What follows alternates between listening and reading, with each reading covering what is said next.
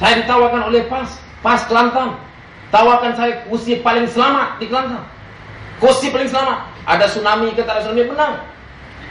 Maknanya saya masuk YB lah. Saya ditawarkan.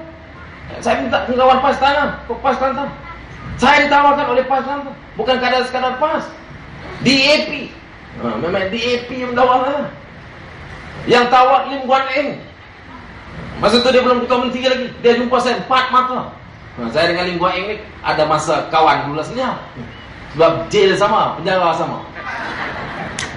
Duduk penjara kajang sekali. Jadi dia panggil saya, dia kata, brother, we offer you because we heard. Kita dengar you ada dapat tawaran Kelantan tapi you tak minat. Sebab Kelantan you orang Selangor, you nak tanding Selangor. Baik, sekarang kalau Selangor DAP lebih kuat. Saya cadangkan, saya offer, saya tawar, saya sebut di Pulau Pinang. Sudah boleh cek dengan ketua menteri Pulau Pinang sekarang.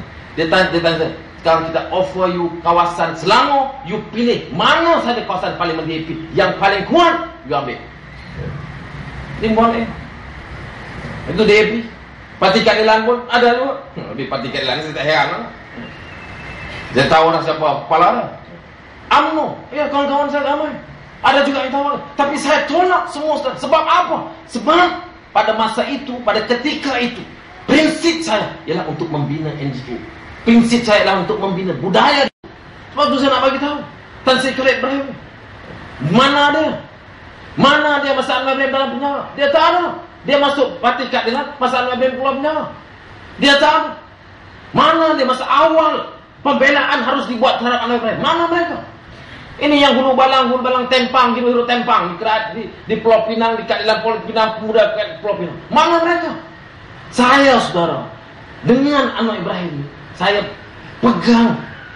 Dengar awak pegang tu. Saya tengok dia, saya kata pegang tu makcik tu, pegang kan. Dia pun tak, bukan yang tu. Saya pegang prinsipnya untuk melakukan perubahan.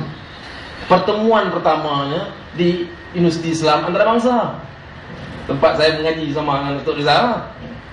Pertemuan pertama, pertemuan bukan jangan fikir macam.